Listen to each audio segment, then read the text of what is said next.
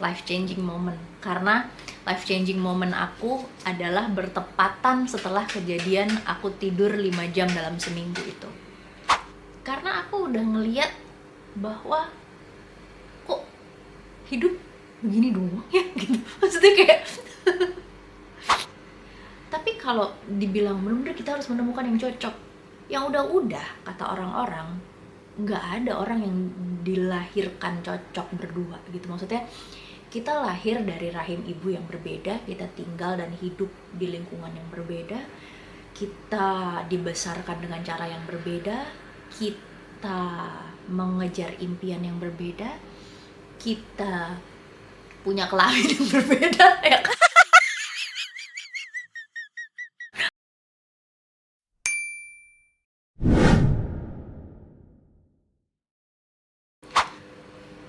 Hai Pamas dan Bumba, ini adalah episode pertama dari Sogi Sit on Global Indonesia. Jadi nanti kedepannya kita akan ngobrol-ngobrol bareng sama banyak banget orang-orang yang inspiratif. Kita akan berusaha untuk kulik sisi inspiratif dari mereka yang kadang-kadang mereka jarang nih ngomongin hal-hal yang inspiratif gitu. Yang mau mereka tampilkan adalah self-brandingnya mereka, tapi sisi inspiratifnya justru kadang-kadang tidak mereka tampilkan. Tapi nanti kita akan coba gali. Nah, untuk episode perdana ini kita akan coba dulu dengan ini dia. Jadi ini ada beberapa pertanyaan di sini. Aku nggak tahu ini pertanyaannya apa aja. Ada banyak sih, tapi aku disuruh menjawab 11. Jadi 11 hal tentang aku yang jarang banget aku obrolin dan jarang banget aku ceritain ke halayak gitu. Jadi nggak tahu ini apa ya. Coba ya, kita coba ya. Mari kita coba. Kita coba putar-putar. Semoga pertanyaannya nggak susah-susah ya. Alang-alang ujian. Oke, nih, bisnis, kerja kantoran, nulis atau syuting.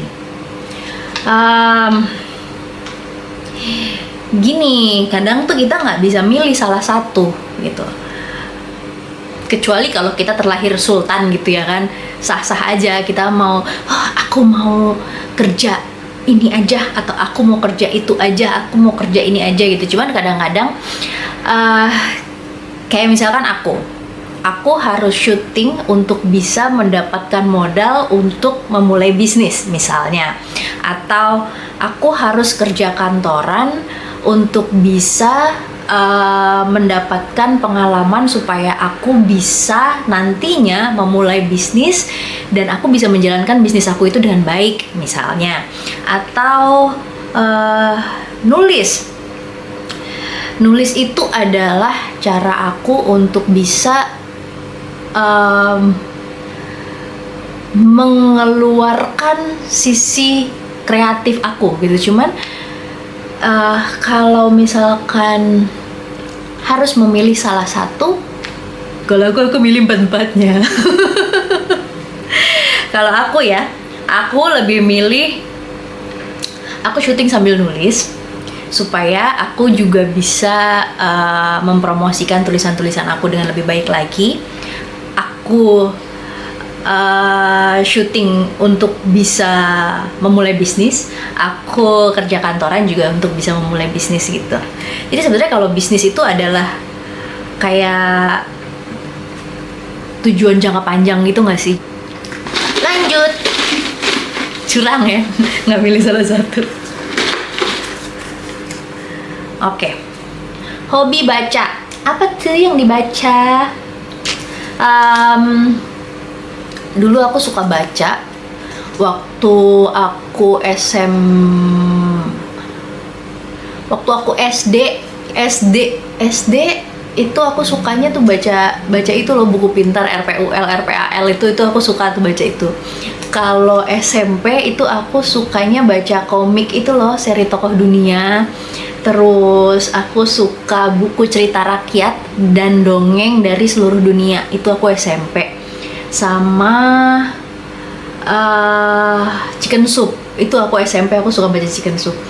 Kalau SMA itu aku suka baca novel teen lit gitu, kadang-kadang juga chick lit. Tua banget. Terus habis itu kalau sekarang akhir-akhir ini aku lebih suka baca jurnal. Bukan karena aku suka, tapi karena aku lagi memulai ada sesuatu yang baru dan aku nggak mau sembarangan, jadi aku berusaha untuk cari sumber-sumbernya itu dari jurnal ilmiah. Jadi apa yang aku sharing itu memang benar-benar bermanfaat dan istilahnya aku bisa masukkan source-nya itu dari mana sih gitu, bukan cuman dari sosial media lain atau bukan cuman dari istilahnya ngutip-ngutip dari mana gitu, tapi bener-bener itu adalah kutipan dari jurnal-jurnal ilmiah gitu. Lalu lanjut, iya ya, coba bisa jadi saintis. Tapi masalahnya ya Pak Mas dan Bumba, untuk menjadi saintis itu juga kita mau memulai suatu riset itu juga kan harus ada fundingnya ya, untuk maksudnya untuk bisa kita sebar kuesioner atau kita sebar kuesioner ke 50 orang kan kayaknya ya udahlah ya, nggak usah dibahas. Oke, lanjut.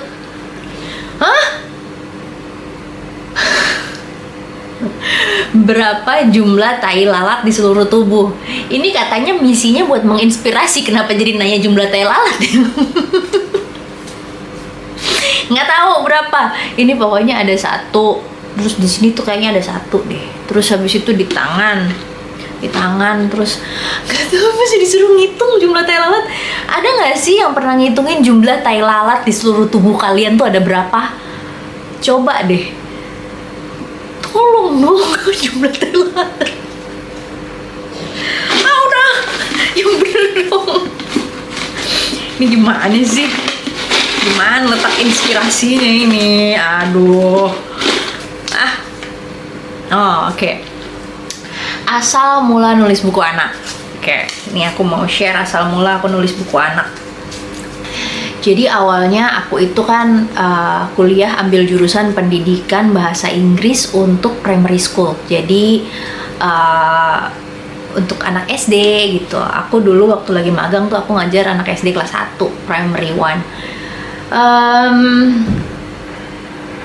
Awalnya aku itu sebenarnya nggak pengen ngambil jurusan pendidikan bahasa Inggris, itu nggak pernah terfikirkan kalau aku pengen jadi seorang guru awalnya. Jadi pada saat itu waktu aku lulus SMA aku pengen ngambil itu sebetulnya hubungan internasional. Tapi nggak tahu kenapa, karena bahasa Inggris aku juga nggak bagus-bagus amat. Bahasa Inggris aku tuh parah banget waktu lagi aku SMA. Jadi akhirnya aku memutuskan untuk kayaknya aku harus ngambil bahasa Inggris deh gitu. Terus aku cari-cari kampus, aku cari sendiri kampusnya yang ada jurusan bahasa Inggris itu di mana. Lalu dapatlah kampus yang aku dulu kuliah. Tapi dia adanya adalah pendidikan bahasa Inggris, jadi keguruan bahasa Inggris. Nah, aku berpikir bahwa kalau keguruan kan ini kita belajar jadi guru, berarti kan kita akan diajari benar-benar dari awal supaya kita bisa mengerti konsep dengan baik dan kita bisa mengajarkan kepada anak didik kelak gitu kan. Berarti aku akan diajarkan bahasa Inggris dari akarnya gitu. Wah, bagus nih gitu. Masuk aja aku tes gitu. Nah, begitu aku tes ternyata keterima, dan ternyata seiring berjalannya waktu, begitu memasuki mata kuliah yang mulai ada tentang teknik pengajaran, ada teaching methodology, ada RELT, apa tuh namanya? Kok RELT sih? RELT research ya. Pokoknya ada beberapa mata kuliah yang mengajarkan kita tentang teaching methodology, terus ada cara kita untuk mengembangkan soal, mengembangkan lesson plan itu seperti apa. Kok kayaknya seru ya ngajar gitu. Terus waktu itu kita disuruh milih untuk ambil secondary school atau primary school. Kita ngajar anak SD atau kita ngajar anak SMP dan SMA gitu, yang higher education. Aku waktu itu pikiran aku cuman gini, pokoknya tuh aku ngejalanin hal tuh simple aja gitu. Aku cuman mikir bahwa kalau ngajar SMA aku takut. Tapi kalau ngajar anak-anak, aku tuh suka ngeliat gimana cara anak kecil belajar.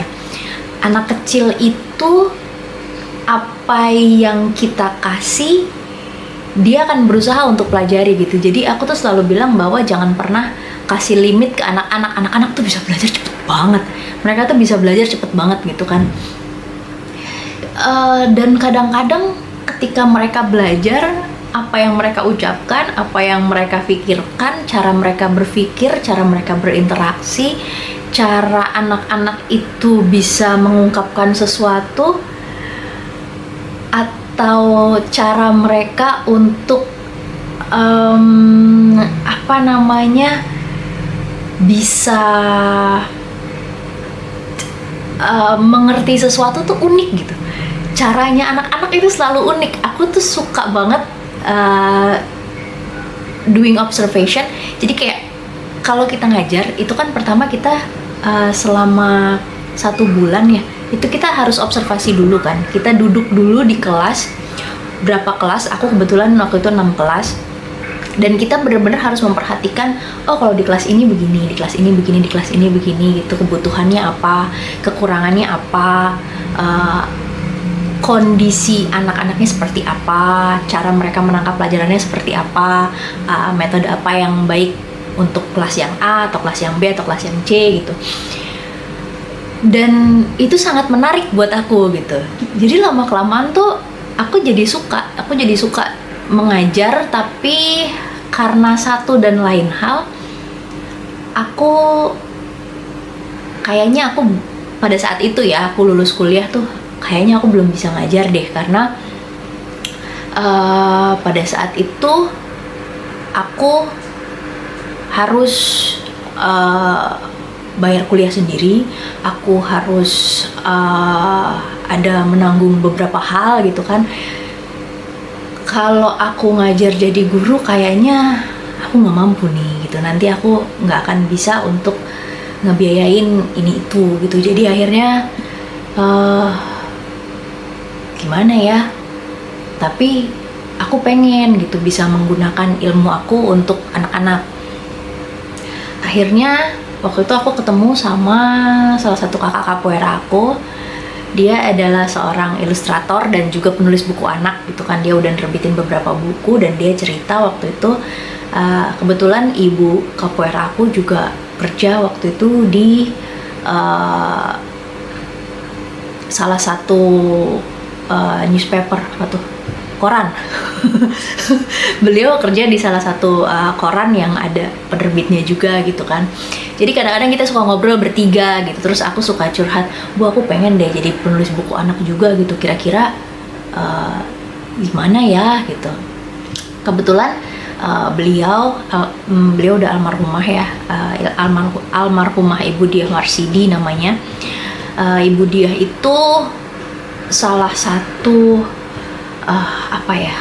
kalau masalah penulisan tuh dia udah keliling dunia banyak banget, berapa negara, dan itu bener-bener pengetahuan beliau tuh banyak banget gitu. Jadi kadang-kadang aku suka, Bu aku pengen nulis deh, coba dong Bu, boleh nggak aku minta tolong dibaca, aku cocok nggak ya jadi penulis buku anak gitu. Maksudnya tulisan aku nih layak nggak sih diterbitin gitu.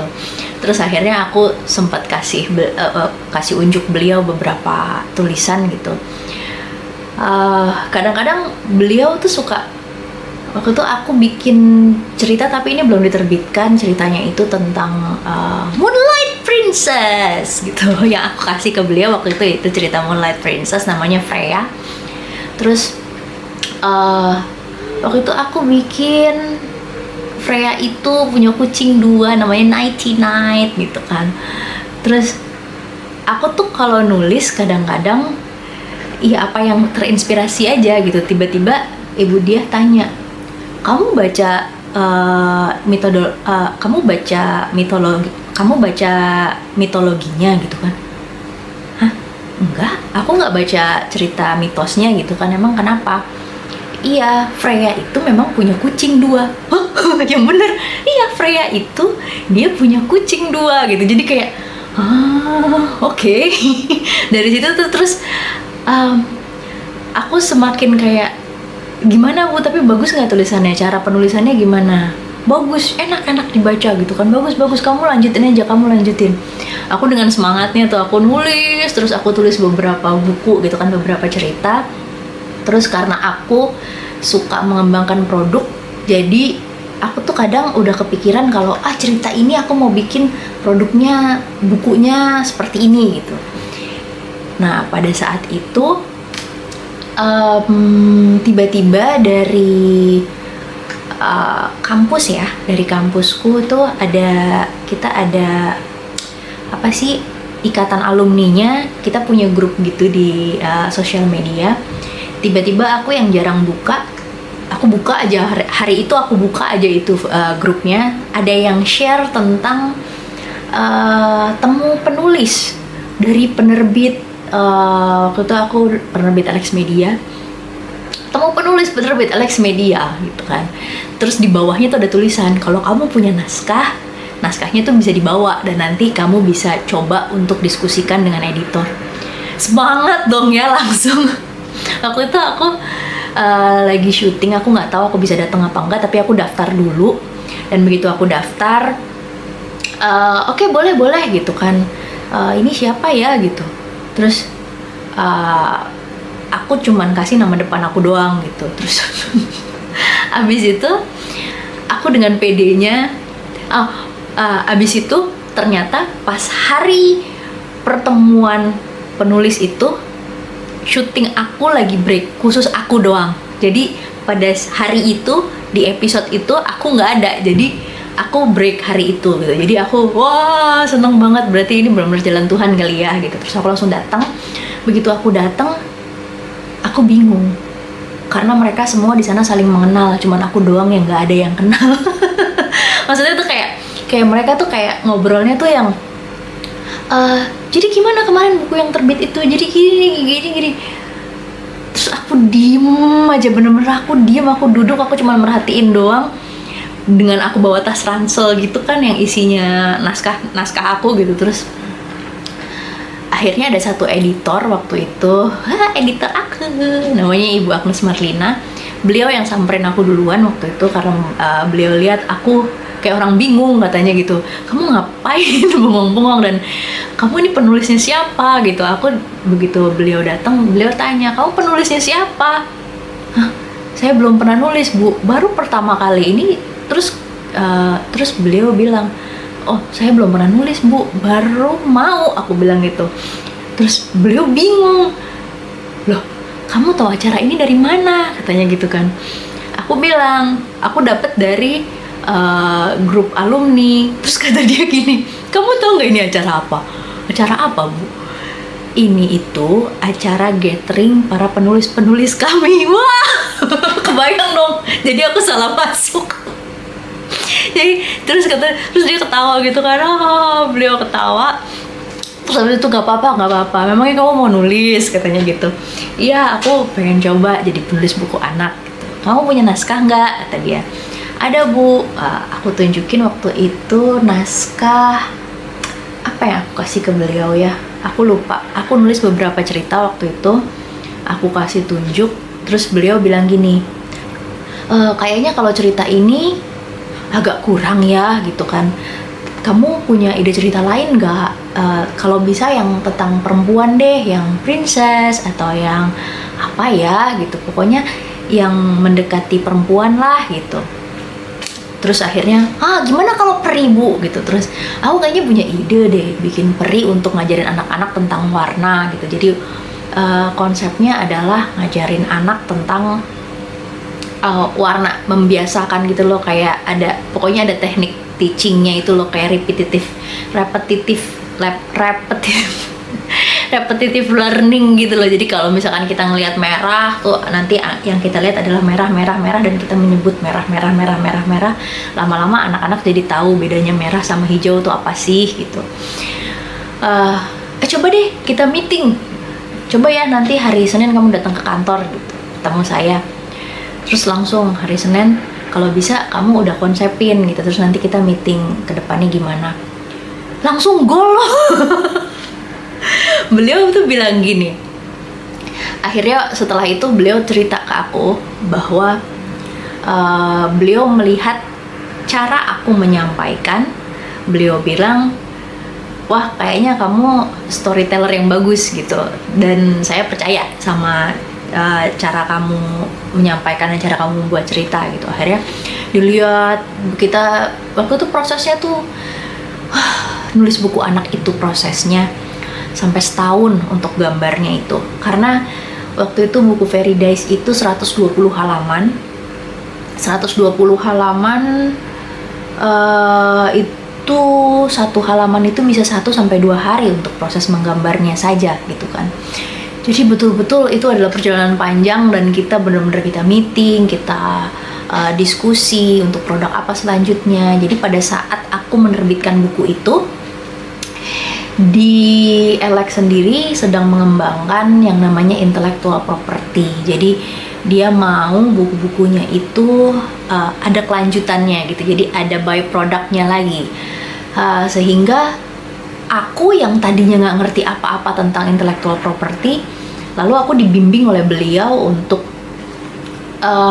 desain karakternya itu yang bisa dipergunakan lagi dan lagi gitu. Dan aku bener-bener belajar kerjasama sama editor aku dan ilustrator aku untuk bisa mengembangkan satu karakter itu menjadi intellectual property yang berkelanjutan. Jadi waktu itu kita terbit 8 buku, kita mengolah satu buku menjadi banyak buku gitu. Dan di situ juga aku belajar untuk jadi desainer, karena kita untuk memaksimalkan waktu ya, kalau 1 tahun kita bisa terbit 2 atau 3 atau 4 buku kan akan lebih bagus gitu. Jadi waktu itu aku kerjasama sama ilustrator, jadi aku bikin, ilustrator juga bikin, tapi tetap untuk quality control, untuk final touch tetap aku balikin lagi ke ilustrator, karena itu adalah ranahnya beliau, ranahnya dia. Beliau kesannya tua banget ya, nanti aku dimarahin, dia masih kecil. Dia jauh lebih muda daripada aku. Jadi at the end kadang-kadang ilustrator aku tuh sampai bilang, kakak tunggu deh, ini aku yang bikin kan, enak aja bukan ini aku yang bikin ini. Jadi kita tuh saking sehatinya, kadang-kadang stylenya jadi sama gitu. Jadi aku bisa nyamain stylenya dia, jadi bener-bener kayak dia sendiri nggak mengenali, ini kayaknya yang bikin aku deh waktu itu, bukan ini aku yang bikin, enak aja masa sih gitu. Jadi seru lah gitu. Satu hal lagi, yang ditanya kan asal mula ya itulah ya pokoknya. Jadi itu cerita aku akhirnya terjun ke dunia penulis buku anak-anak, yang awalnya aku cuma ingin menyalurkan apa yang sudah aku pelajari dari kampus. Jadi aku jadi menikmati prosesnya, aku jadi banyak belajar lebih tentang hal-hal yang baru, kayak monetisasi IP, cara kita memanage kreatif aset, cara kita bisa mendaur ulang atau meng-upcycle kreatif aset gitu. Jadi bener-bener kayak misalkan peri-peri yang aku buat ceritanya itu, misalnya ini adalah peri yang dewasanya gitu. Wah, kita bikin versi chibi-nya untuk menjadi produk yang lain gitu. Terus misalkan kita kembangkan, kita bikin kaos, kita bikin t-shirt, atau kita bikin produk-produk lain seperti gantungan kunci, terus kita bikin kayak tumbler gitu-gitu. Pokoknya yang awalnya aku hanya ingin menyalurkan apa yang sudah aku pelajari, tapi justru malah aku akhirnya jadi belajar lebih banyak lagi. Dan itu seru sih. Berawal dari salah masuk forum. Awalnya dari salah masuk forum gara-garanya tuh. Lanjut. Cita-cita yang belum kesampaian. Cita-cita yang belum kesampaian. Banyak banget cita-cita yang belum kesampaian. Menemukan passion yang bener-bener passionnya aku, yang pengen banget aku jalanin sampai nanti usia aku tua, itu belum kesampaian. Karena passionnya aku agak nggak real sih. Jadi ceritanya kemarin aku mulai belajar untuk mendesain UI and UX, user interface dan user experience. Aku bener-bener berusaha belajar sendiri via YouTube, dan sampai aku berhasil membuat UI dari Figma. Wow. Padahal aku bukan anak desain grafis gitu kan, tapi aku bener-bener belajar. Aku coba percobaan, kurang nih, coba lagi, kurang nih, coba lagi. Aku belajar develop brand. Bikin color paletnya, warnanya yang sesuai, bikin logo, tipografi. Ada satu project, karena ternyata untuk membuatnya tuh butuh banyak sekali pertimbangan dan butuh banyak sekali resource, dan wow gitu kan. Tapi kalau aku udah cukup bahagia dengan aku berani untuk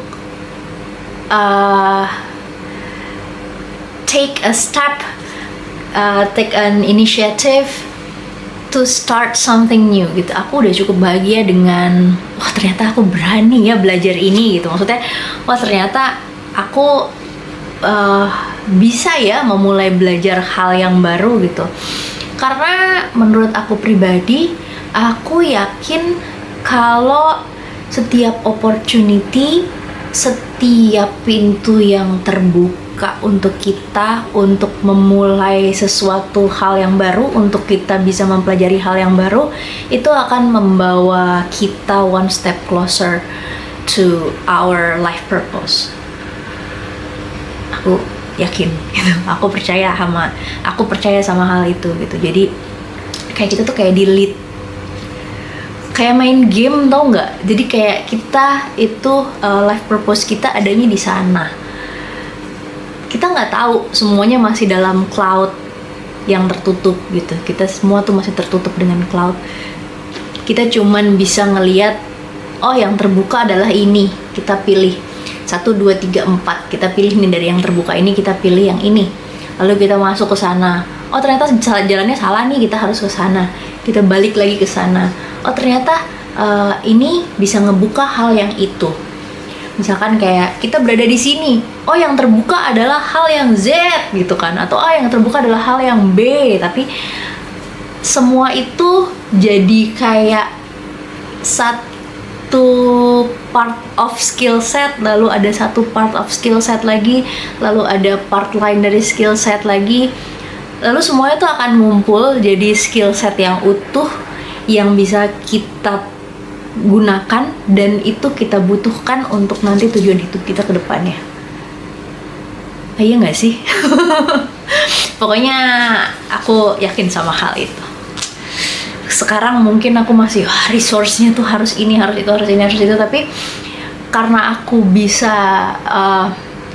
mempelajari hal tertentu dari percobaan project aku itu, aku jadi udah cukup bahagia. Bahagianya simple ya. Padahal juga belum tentu jalan gitu, cuman udah bahagia aja gitu. Wah, ternyata aku bisa. Kalau dikasih superpower buat ngelakuin satu hal, apa tuh? Superpower. Wah, kalau aku pengen hal itu terjadi, maka itu akan terjadi gitu. Kalau memang bisa, aku tuh pengen banget ngeliat suatu saat nanti ada sebuah jenjang karir untuk guru. Wah, seru gak tuh? Tapi ini cuman kayak hayalan yang terlalu berhayal gitu kan, maksudnya ya pertanyaannya ini kan ya, kalau dikasih superpower ya kan, jadi ngehayal boleh dong gitu. Karena gini, yang aku perhatikan itu kalau misalkan kayak profesi lain itu kan ada jenjang karir ya, dari mulai magang sampai jadi staff, sampai jadi kepala bagian misalkan gitu, atau jadi manajer, asmen dan manajer, lalu habis itu jadi kayak leader atau something like that, atau nanti langsung naik jadi direktur atau associate, atau lalu sampai jadi businessman, jadi business owner sendiri gitu kan. Tapi kalau misalkan kayak guru itu, jadi guru lalu jadi kepala sekolah, biasanya kan gitu. Kalau bisa punya superpower dan membuat guru suatu saat bisa menjadi staff di Kementerian Pendidikan, wah gila, keren banget. Berhayal banget gak sih? Tapi kalau misalkan ada risetnya, Indonesia pasti gimana ya, takut dibully gue. Ini kan lagi berhayal ya, cuman yang aku lihat, yang aku perhatikan gitu, kalau misalkan aku baca-baca komen-komen, pasti banyak yang bilang bahwa wah jadi guru tuh begini. Kadang aku berpikir kalau untuk membenahi pendidikan di Indonesia atau dimanapun gitu ya, di kecamatan deh, atau enggak di sekolah swasta deh, atau gimana gitu, sebenarnya yang harus dibenahi dulu itu dari anaknya atau dari gurunya gitu. Jadi kayak apanya dulu nih gitu, jadi kayak telur dan ayam gitu. Di satu sisi ada banyak yang bilang gimana gaji guru begini, tapi lantas iya guru banyak kerjaannya untuk administratif bla bla bla bla bla bla bla. Karena memang waktu aku magang itu juga guru lalu membuat lesson plan, lalu memeriksa LKS atau hasil ujian murid, lalu habis itu belum lagi kalau misalkan ada murid yang belum dijemput ke sekolah tuh guru biasanya akan nemenin muridnya gitu sambil mengajarkan sesuatu lah, atau bahkan kadang-kadang masih ada rapat-rapat guru untuk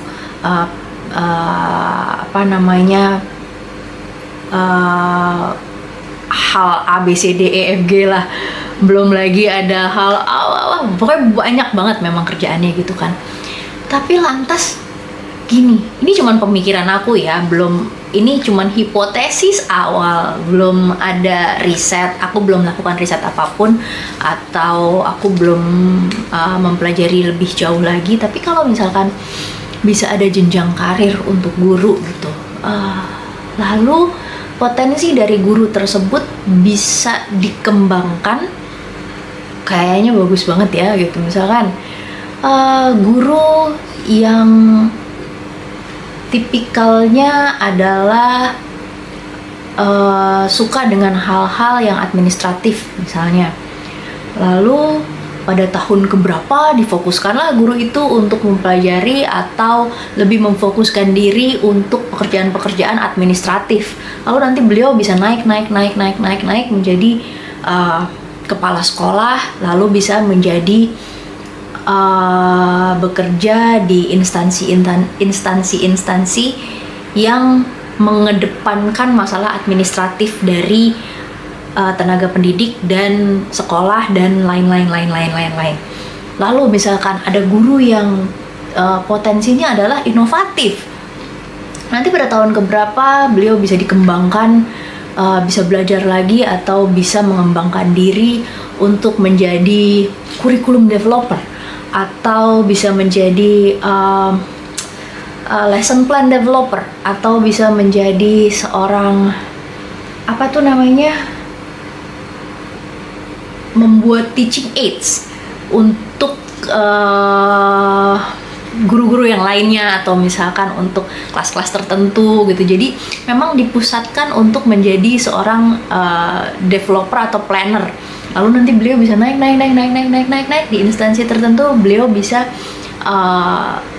mengkoordinasi atau mengurusi hal-hal yang berbau inovasi misalnya. Atau ada guru yang hobinya melakukan networking, atau potensi beliau ada di networking, lalu bisa beliau lebih diarahkan untuk bisa menjadi PR bagi misalkan orang tua murid, bagi sesama murid, atau bagi sesama guru, atau ada perkumpulan-perkumpulan tertentu. Jadi benar-benar jadi guru itu bukan hanya terbatas sampai di pada tempat-tempat tertentu, posisi-posisi tertentu gitu.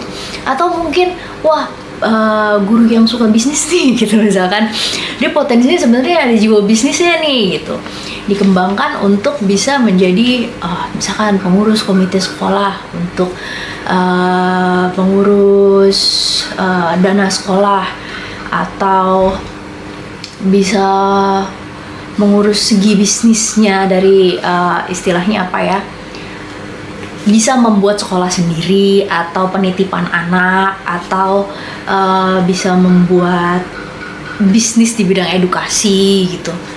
Kayaknya tuh seru gitu. Maksudnya itu kalau punya super power ya kan, tapi kan kita kan nggak super ya. Jadi kita hanya bisa berpikir.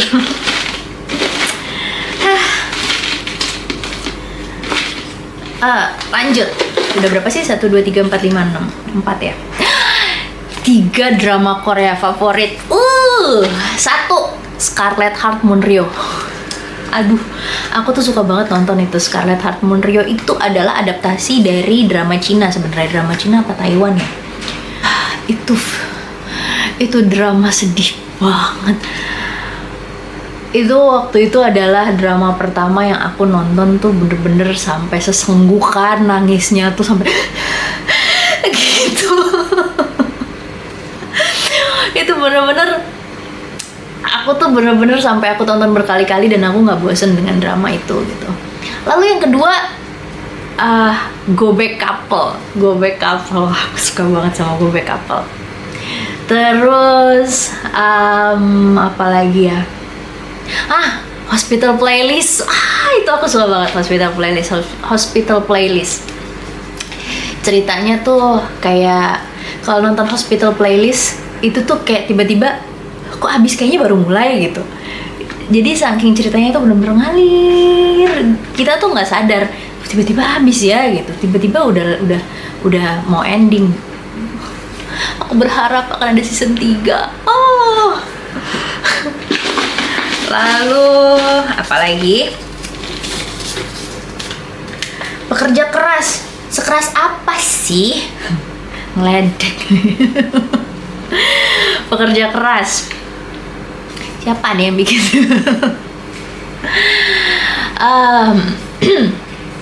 Jadi aku itu kerja awalnya umur 3 tahun. Bayang nggak? Umur 3 tahun tuh aku udah kerja sendiri.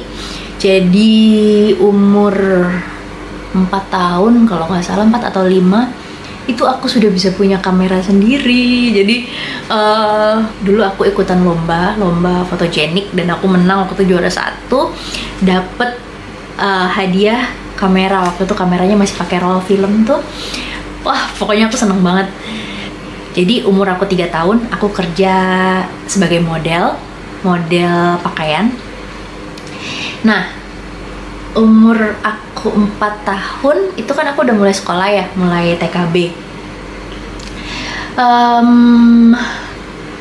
Aku tuh berangkat sekolah, pulang sekolah, lalu aku main, terus tidur siang. Selesai tidur siang itu jam 3 sore. Jam 3 sore aku akan dijemput untuk ke studio. Lalu aku foto sampai jam 7 maksimal banget, itu jam 8 aku sudah harus di rumah. Karena aku harus ngerjain PR. Lalu nanti jam 9 itu aku pasti akan tidur.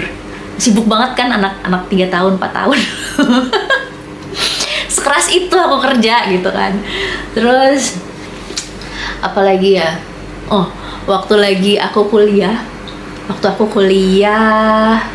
semester awal-awal lah ya. Itu aku sempet syuting untuk host. Saat itu aku nge-host di Klik Pagi. Klik Pagi itu aku tuh di Antv ya. Jadi aku pulang kuliah itu aku nge-host di Klik Pagi, dan aku nge-host itu bukan di studio. Jadi kita keliling kemana-mana dan tempatnya tuh beda-beda. Kadang kita sampai ke Dufan, kadang kita di pinggir jalan syutingnya, kadang kita syuting di rumah-rumah warga, kadang kita syuting di daerah Jakarta Selatan, kadang Jakarta Barat, kadang Jakarta Utara gitu kan. Dan pulang syuting host itu aku langsung syuting sinetron stripping yang tayangnya 2,5 episode satu hari. Jadi kebayang gak sesibuk apa hari-hari itu ya kan. Wah, parah banget. Tapi yang paling parah dan aku gak akan pernah mau ngulang adalah pernah 1 minggu itu aku cuma tidur 5 jam. Selama 1 minggu aku tidur 5 jam. Kebayang gak? Itu parah banget. Waktu itu aku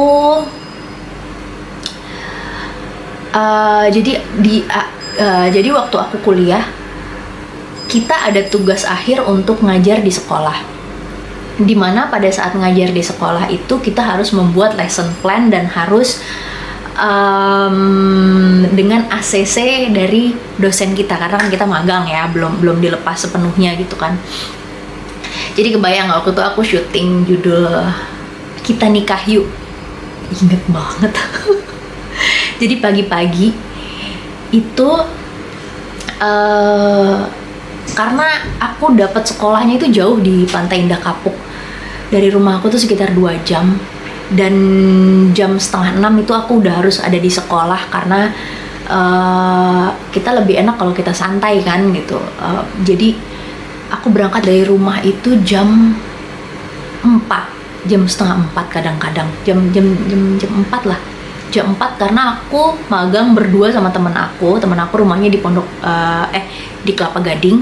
Jadi karena waktu itu di Pantai Indah Kapuk tuh nggak ada kendaraan, jadi aku harus jemput dia. Bukan harus sih sebenarnya gitu kan, karena kita saling membantu aja gitu sesama teman seperjuangan.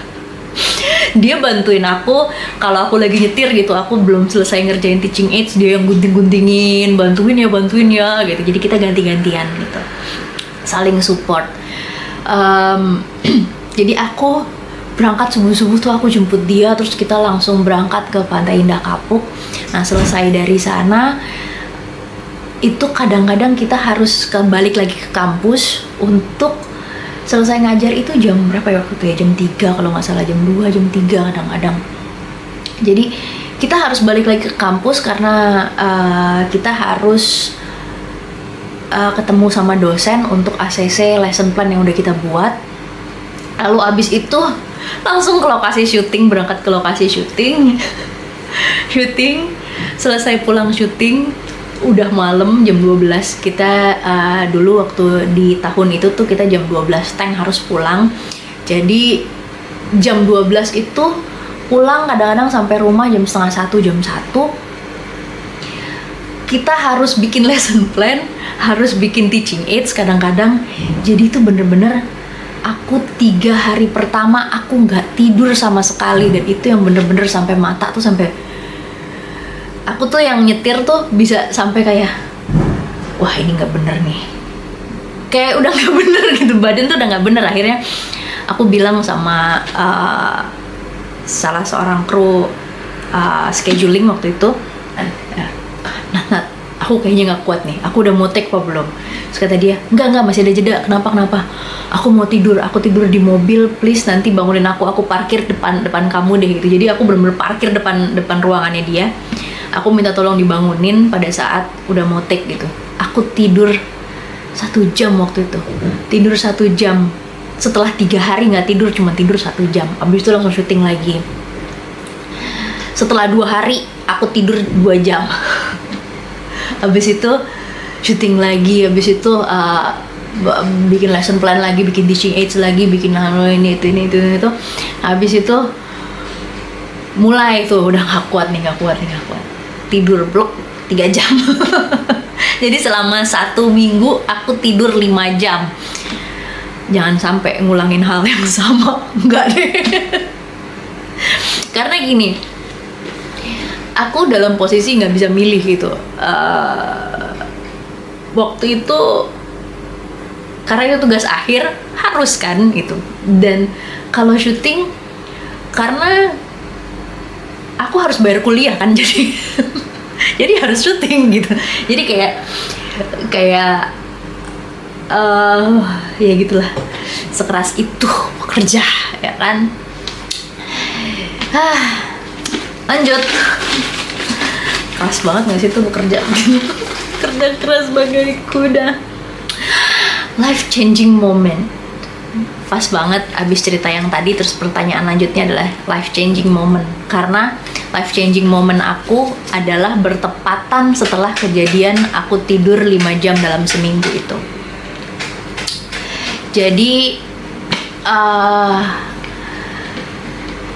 pada saat aku setelah 1 minggu itu, tiba-tiba aku dapat kabar papa aku waktu itu kena stroke. Pada saat itu aku setelah nggak tidur 1 minggu aku cuma tidur 5 jam itu, papa aku kena stroke. Lalu aku langsung menghadap ke guru pendamping aku pada saat itu. Lalu aku cerita ke beliau, ada 2 orang guru. Aku bilang, Miss, I'm so sorry, like kayak I know that this is maksudnya gimana ya, maksudnya ini adalah kerjasama antara sekolah dan universitas gitu. Jadi aku tidak bisa sembarangan bahwa aku minta izin untuk bisa bawa papaku ke rumah sakit, aku tidak datang 1 hari, itu aku nggak berani itu, karena ini adalah bentuk tanggung jawab kan. Tapi aku cerita, papa aku kena serangan stroke gitu, jadi menurut Miss gimana ya? Dan pada saat itu aku dinasehati, salah satu dari guru di sana cerita bahwa orang tuanya dulu pernah sakit tiba-tiba juga,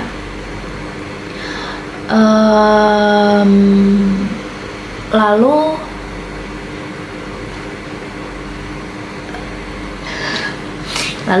beliau langsung memberhentikan seluruh aktivitasnya dan fokus untuk menjaga orang tuanya pada saat itu.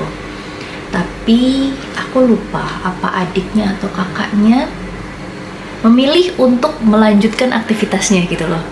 Dan ternyata pada saat itu usia orang tua mereka gak lama, kata beliau gitu. Dan pada saat itu, kalau aku dek, katanya,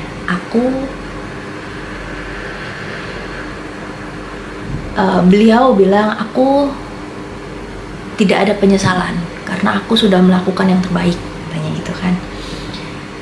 Tapi kalau saudara aku itu nangis terus-terusan. Ya memang sedih, katanya, memang sedih. Tapi aku seperti bisa menghibur diri. Maksudnya kayak gimana ya? Beliau bilang jangan sampai kamu salah dalam memilih. Kalau menurut aku lebih baik kamu batalkan mata kuliah ini, kamu izin saja dulu, gak apa-apa. Tapi orang tua itu adalah prioritas utama kalau buat aku. Beliau bilang begitu. Akhirnya aku langsung kayak, oh serem ya gitu. Maksudnya kayak papa aku itu tipikal yang jarang banget sakit.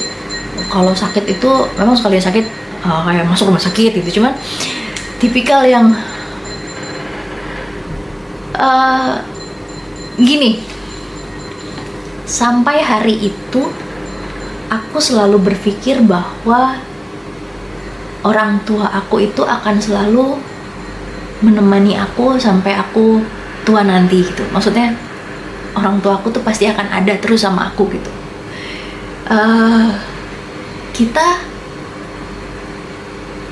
Kita kan nggak pernah berpikir bahwa orang tua aku nanti, maksudnya gini, kita pasti akan berpikir bahwa kita akan sama-sama terus. Tapi pada saat tiba-tiba ada satu kejadian yang, loh, kok tiba-tiba jadi kayak gini gitu. Bingung banget. Dan itu hal yang, tau nggak, aku itu nggak pernah di keluarga aku, kita nggak punya foto keluarga yang bener-bener kayak keluarga lain, tau nggak, yang berdiri, yang bener-bener pakai jas, pakai dress yang bagus-bagus gitu. Itu keluarga aku nggak pernah punya, karena kita nggak nyangka gitu. Kita nggak nyangka kalau akan ada kejadian seperti ini. Kita berharap bahwa kita akan terus sama-sama sampai tua gitu kan.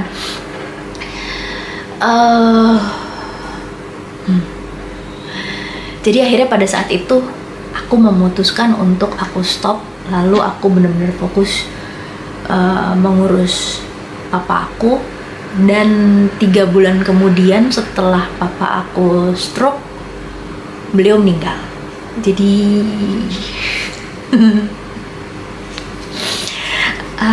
pada saat itu adalah life changing moment aku.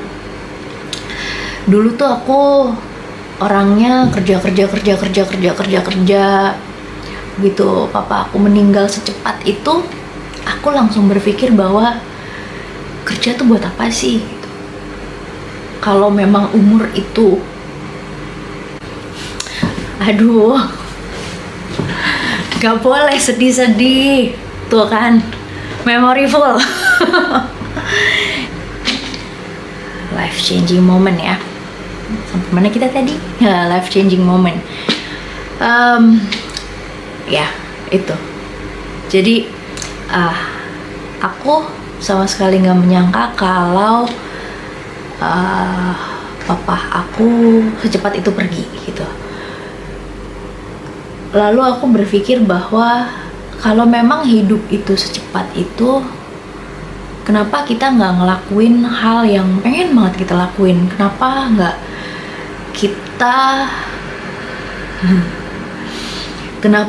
nggak selalu membuat setiap hari itu jadi hal yang menyenangkan? Setiap hari itu kita ngelakuin hal yang baru. Setiap hari itu kita bisa live our life to the fullest gitu. Jadi setelah almarhum papa aku meninggal, itu bener-bener merubah cara aku melihat kehidupan.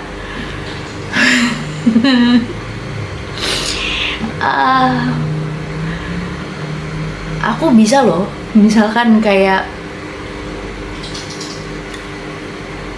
wah selesai syuting, baru banget break, terus aku pulang ke rumah, natap langit-langit, langsung pesen tiket solo traveling. Itu pernah. Terus kayak aku belajar tiba-tiba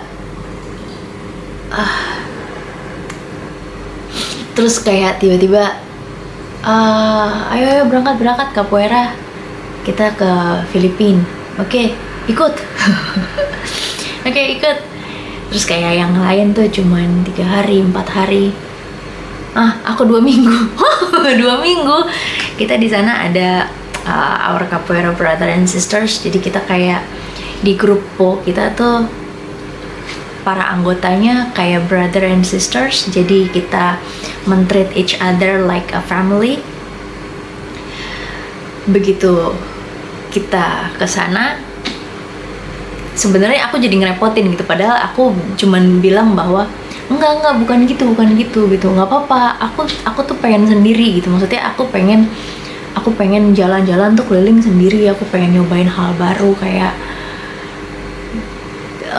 pergi ke sana sendiri, pergi ke situ sendiri, pergi ke sana sendiri, pergi ke situ sendiri. Bener-bener aku ngelangkah ke tempat yang aku nggak tahu, tiba-tiba sampai aja gitu di sana.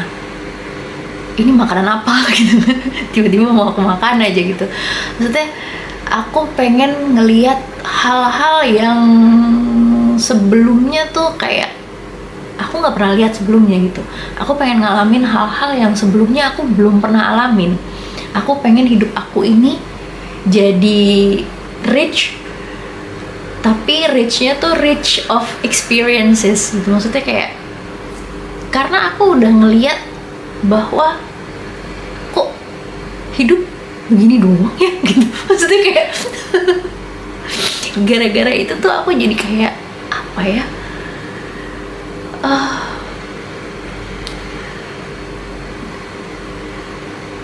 hidup itu penuh hal yang tidak kita ketahui.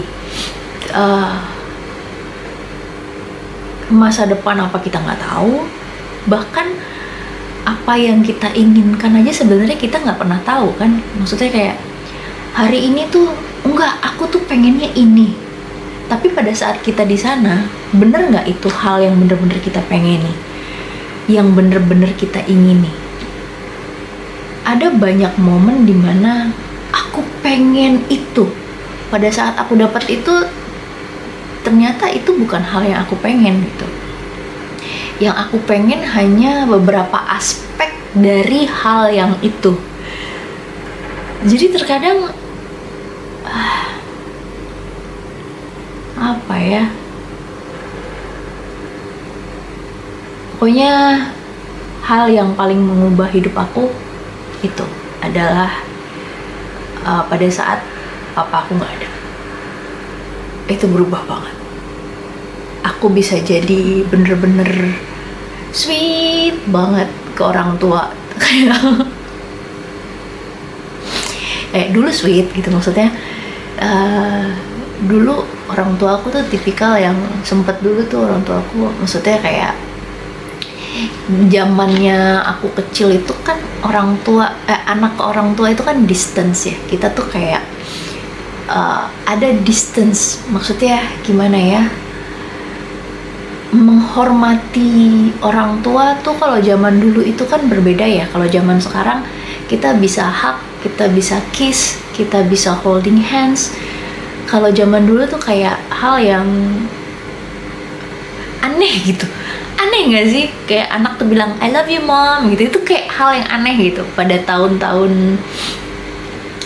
mungkin udah kesini-sininya tuh kita mulai terbiasa dengan hal itu. Coba yang seumuran aku, umur ketahuan yang umur 33, coba ada umur 30-an ke atas, hal yang wajar gak sih gitu zaman kita itu bilang I love you mom gitu. Terus kayak dating sama orang tua gitu jarang kan, kecuali udah anak-anak kesini-sini itu baru mulai terbuka sama orang tua gitu. Tapi kalau aku dari dulu emang udah terbiasa kayak bodo amat gitu. Aku tetap menghormati orang tua aku, tapi aku memang cara aku meluapkan kasih sayang dengan physical touch. Jadi aku peluk-peluk aja, aku gandeng-gandeng aja.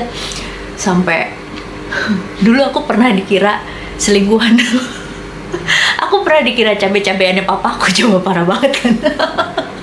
Jadi kayak waktu itu tuh aku, karena zaman itu jarang banget ada anak muda yang nemenin papahnya kondangan, terus papahnya tuh digandeng terus itu. Jadi kayak bosnya papa aku tuh dulu nelfon mama ke rumah gitu. Itu anaknya yang nemenin bapak ke undangan kemarin. Oh iya, anak saya yang nomor 3. Oh bener anaknya ya gitu. Terus mama aku langsung bilang, wah pasti nih dia pikir kamu Soalnya aku gandeng papaku terus-terusan karena aku punya misi dari mama gitu kan. Papa nggak boleh makan daging kambing. Jadi aku gandeng gitu. Jadi kalau aku memang dari dulu physical touch sama orang tua tuh udah banyak gitu. Cuman kalau yang sampai ngasih bunga, yang sampai dating bareng gitu, itu nggak pernah gitu. Dan semenjak, jadi aku kadang-kadang kalau syutingnya pulang cepet gitu, langsung telepon, "Mah, sama adik, ayo kita nonton yuk, jalan yuk," gitu. Atau kita malam minggu nih, makan yuk, keluar yuk, gitu.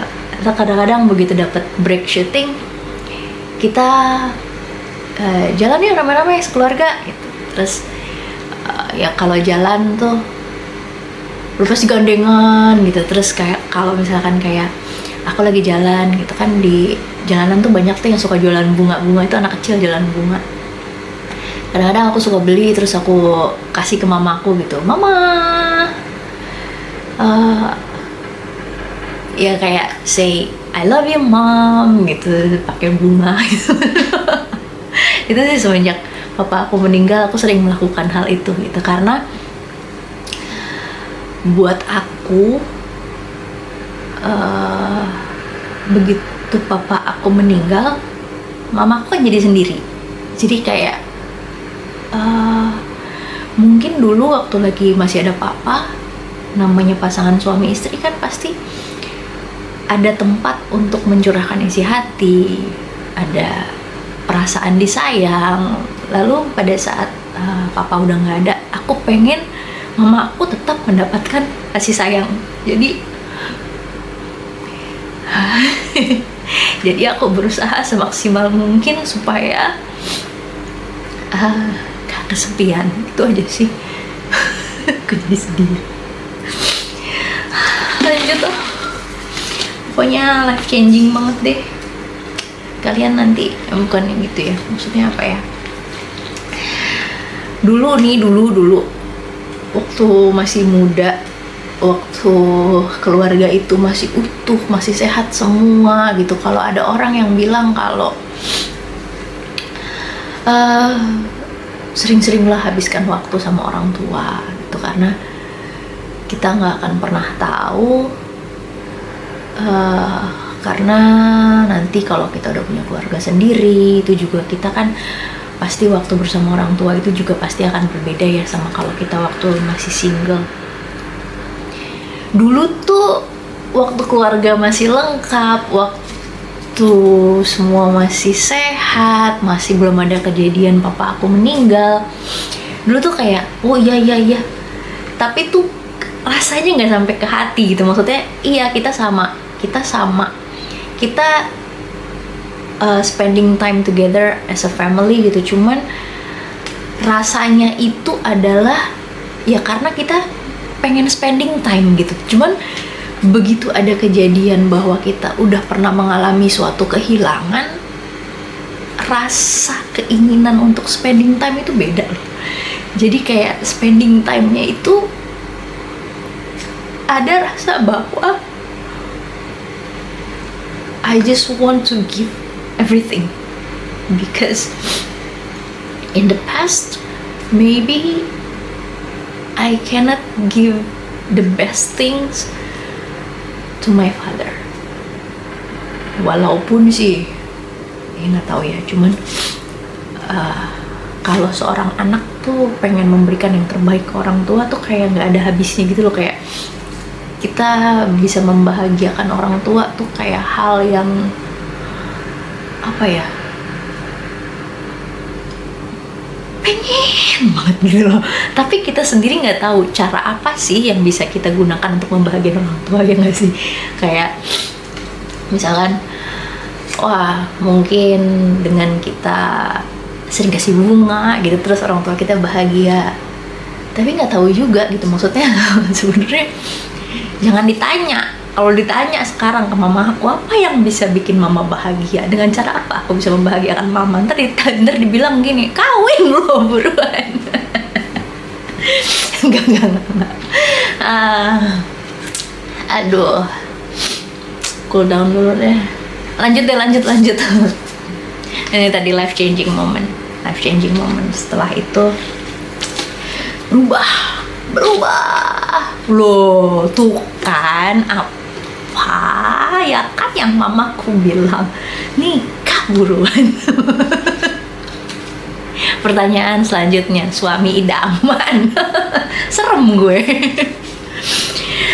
Suami idaman. Kalau ngomongin suami, masih mewek nih. Kalau ngomongin suami idaman, kalau ngomongin suami idaman, kita sebagai perempuan udah menjadi calon istri idaman belum? Kan gitu pertanyaannya ya. Idaman atau enggak? Apa ya suami idaman? Nggak kepikiran. Jadi gini, aku tuh kebanyakan teman-teman aku adalah orang-orang yang umurnya jauh lebih tua daripada aku. Aku selalu nyaman ngobrol sama orang yang jauh lebih tua karena mereka jauh lebih bisa memahami dan mengerti, dan mereka suka sharing ilmu dan pengalaman hidup. Jadi itu kayak itulah jalan ninjaku gitu. Dengan aku bisa mendengar dan aku bisa dengan aku bisa tahu pengalaman hidup dari orang-orang yang lebih tua. Jadi aku nggak harus melalui hal yang itu untuk bisa belajar gitu. Jadi aku mendengar yang mudah-mudahan aja sih yang baik-baik aja yang dialami gitu kan ya.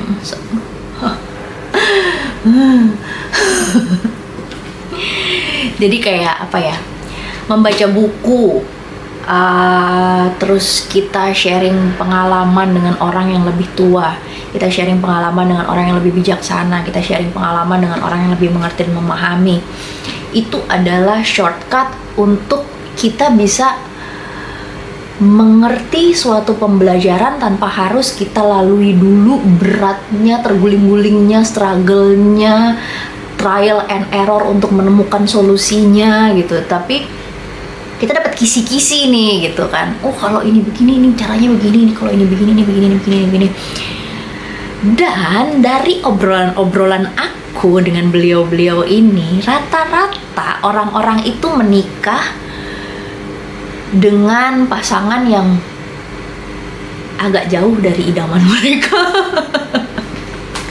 Karena balik lagi gitu, kita tuh nggak pernah tahu keinginan kita tuh bener-bener hal yang kita inginkan dan kita butuhkan atau enggak. Kayak wah idaman kan, kalau anak-anak SMA biasanya gitu tuh. Anak-anak SMA kan biasanya, kalau anak muda ya, jangan anak SMA. Anak muda biasanya kan pengennya six pack, PNS. Terus kayak sayang sama anak kecil gitu. Terus kayak cita-citanya pengennya ini itu. Tapi at the end of the day, pada saat menjalani rumah tangga, menurut beliau-beliau ini, apa sih yang kita butuhkan? Ya enak diajak ngobrol, yang kita ngobrol setiap hari nggak pernah bosen, ada aja hal yang kita bisa bicarakan bersama. Pada saat ada masalah, kita tahu cara penyelesaiannya. Pada saat ada hal yang mengganjal, kita tahu cara penyampaiannya. Komunikasi yang baik, lalu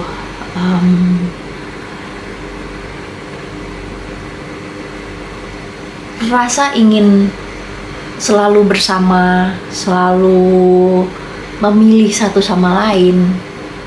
Itu sih kayaknya ya idamannya, dimana kita bisa belajar bareng, kita bisa pada saat kita capek stop bareng deh. Bisa nggak sih nggak usah pusing-pusing dulu gitu kan? Bisa nggak sih kita bareng-bareng tuh yang happy dulu, ntar deh kita belajar lagi habis itu. Bisa nggak ya kayak gitu ya rumah tangga ya? Ya topan dulu gitu. Topan dulu, jangan yang berat-berat dulu deh, yang happy dulu deh gitu. Terus besoknya lagi, ayo mau belajar apa lagi bareng-bareng gitu. Terus yang setiap ada masalah tuh kita keep choosing each other gitu. Jadi kayak we fight for each other and we don't fight to each other just because of other people or other things.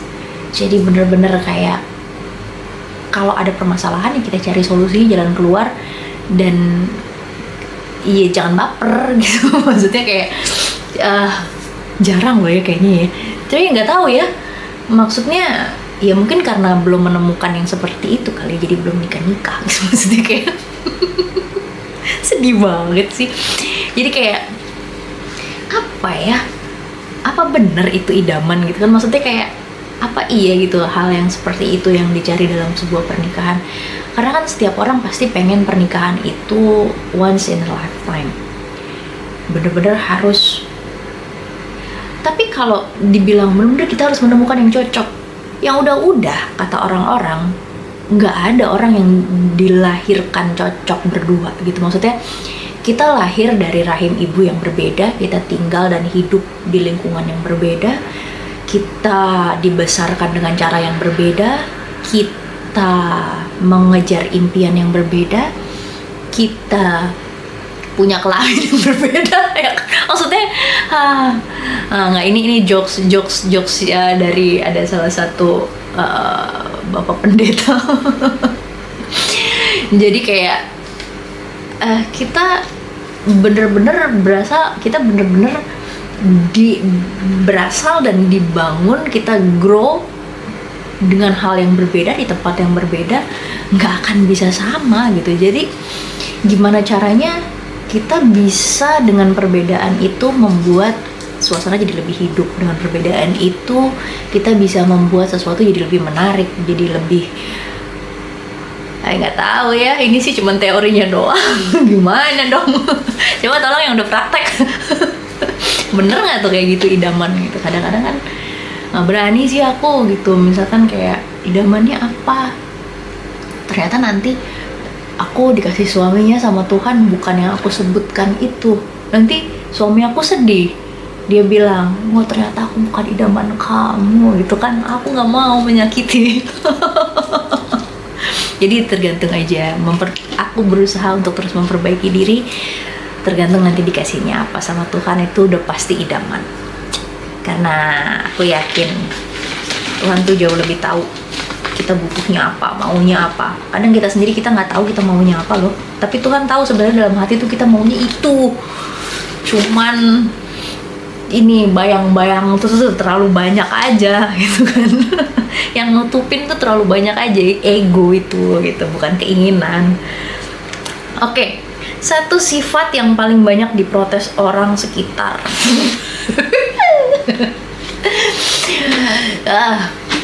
Dulu, sekarang udah enggak. Dulu aku agak perfeksionis. Jadi tuh kalau misalkan nyuci piring gitu misalkan, atau nyapu atau apa tuh bener-bener kayak ini masih kotor, pokoknya sampai bersih.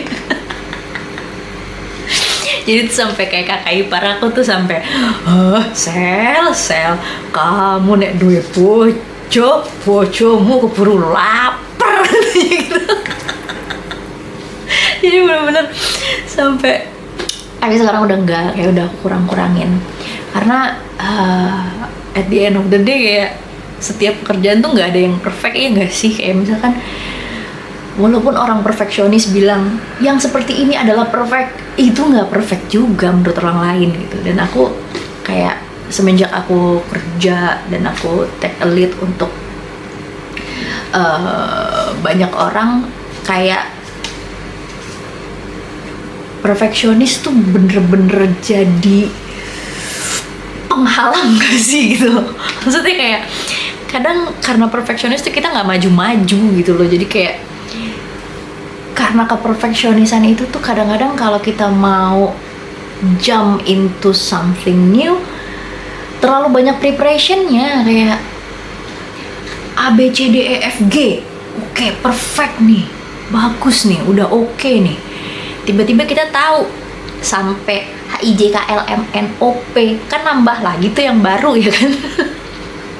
Ternyata ternyata masih kurang gitu. Jadi kayak nambah terus enggak, aduh, udah akhirnya aku udah bertobat. Akhirnya aku belajar untuk bisa fleksibel lah. Maksudnya fleksibel tuh akan jauh lebih bagus daripada ketimbang terlalu memaksakan untuk pokoknya harus seperti ini gitu. Jadi kayak kadang kita suka pusing sendiri dengan hal yang terlalu dipatok gitu loh. Jadi kadang-kadang fleksibilitas itu justru bisa membawa kita untuk menemukan sesuatu hal yang baru yang di luar pemikiran kita gitu. Dari sumbang sih.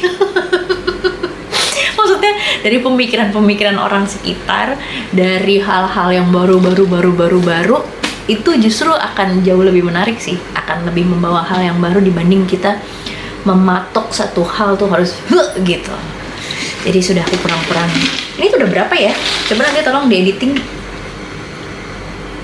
Nah, kalau bisa balik ke masa lalu, apa yang pengen diubah? Apa ya? Gak ada sih. Cuman pengen bisa lebih sayang ke diri sendiri. Bisa lebih lunak ke diri sendiri. Nggak terlalu wah. Itu balik lagi life changing moment.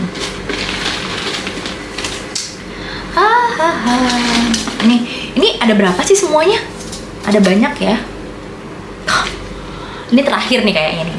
Pilih satu, ibu rumah tangga atau wanita karir. Nah, pilih apa? Ibu rumah tangga atau wanita karir? Kalau ditanya perempuan pengen pilih ibu rumah tangga atau wanita karir, kalau perempuan ditanya pengen jadi ibu rumah tangga atau wanita karir, tergantung nggak sih dapat suaminya yang kayak apa, ya nggak? Maksudnya gini, kita kalau jadi ibu rumah tangga, ibu berarti kan kita harus punya suami dan punya anak gitu. Rumah berarti kita harus punya rumah, tempat kita berlindung, tempat kita bisa depend on gitu, iya nggak sih? Kayak a husband itu adalah rumah buat istrinya gitu kan. Maksudnya kayak kita berteduh kita berteduh di rumah yang aman gitu. Maksudnya kayak sosok suami yang bisa mengayomi tangga. Kenapa harus ibu rumah tangga? Apa harus punya tangga? Enggak. Mungkin bertumbuh step by step. Ibu rumah tangga. Untuk menjadi ibu rumah tangga, kita harus punya itu. Punya suami, punya anak, punya sosok rumah, dan punya tangga. Iya nggak sih? Kalau misalkan kita dapat suaminya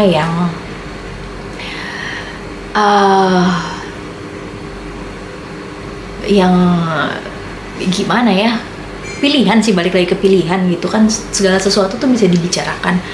Menjadi ibu rumah tangga, oke. Jadi wanita karir juga oke.